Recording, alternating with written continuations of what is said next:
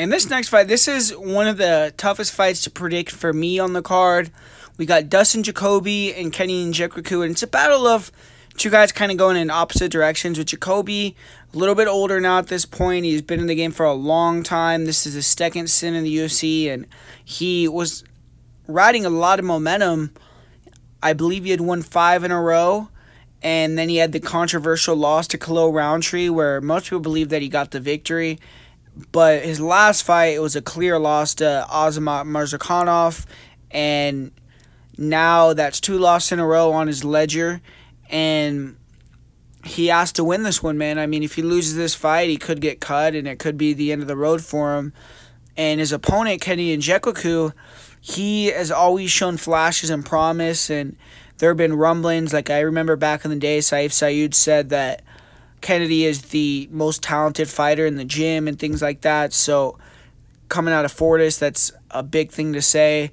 And now it's coming to fruition in the octagon. Like, he's gotten some nice finishes. He beat Devin Clark his last fight, and he's on a roll. He's won 2 or 3 in a row. He's a young guy.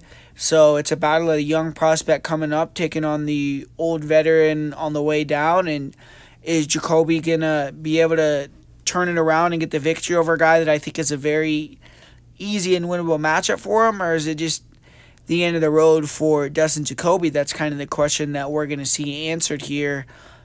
As far as how they match up, I think Jacoby on the feet is way better. Like, he has the Glory kickboxing background. He's a lot higher volume. He throws a higher array of strikes. His footwork is significantly better. He moves. And in this fight, he's just going to be, in my opinion, what he should do is stick and move, man. Stick and move. Try to, when Kennedy pressures and uses those outreached hands and things like that, play with the hands, maybe throw some elbows over the top on the inside and things like that. But try to keep it at range, stick and move, use your speed, and touch Kennedy, get in, get out. And maybe if you're having some issues, you could clinch him or try to take him down. But I really wouldn't do that, because what Kennedy is, what he likes to do and what he's gotten a lot better at is the grappling and wrestling. But he is a huge guy. He has like 6'5", 83-inch reach, and usually Jacoby's the taller, longer guy. This one, he's not going to be, and he tries to cut the cage off, close the distance, stay showed up, stay really defensively responsible, not get hit much, and then when he gets in range and feels like he can let go and connect, he'll throw his straight shots, he'll throw his uppercuts, and he has huge power. When he can land on you clean, he can knock you out.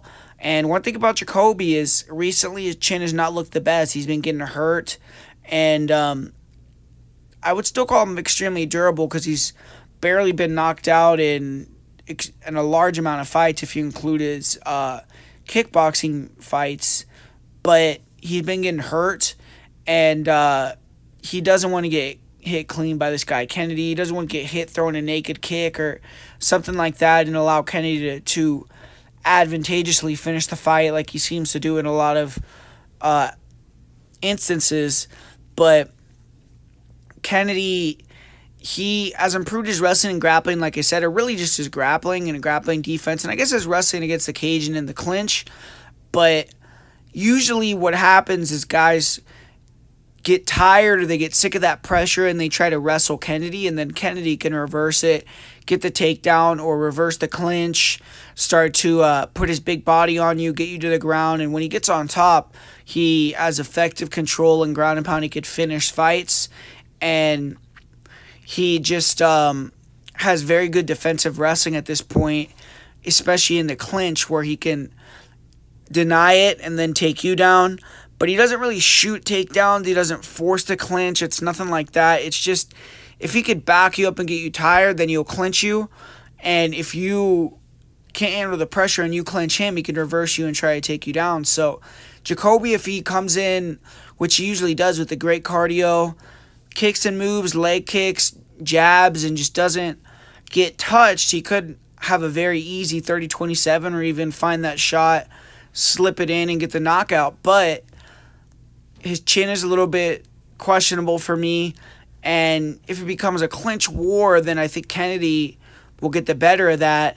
Kennedy's the one with the momentum and the confidence, but I feel like Jacoby being such a veteran, I've heard his mindset in interviews and just throughout the years, and I feel like he has a very good mindset for MMA. Like, losses aren't going to affect him too much, but it's just where he's at in his career. This fight's going to show to me whether he's done or not, almost. I mean, I'm not saying he can't stick around the UFC and get some wins, but done in terms of top 15-ish level. But I'm going to give Jacoby the benefit of the doubt. I'm going to pick him to win by decision. I just think that he's the far superior striker, and if he could stick and move, he'll get the job done. Just don't get clipped. Don't be dumb and invite the clinch, and just use your footwork, use the big cage to your advantage, and finesse Kennedy to a decision win.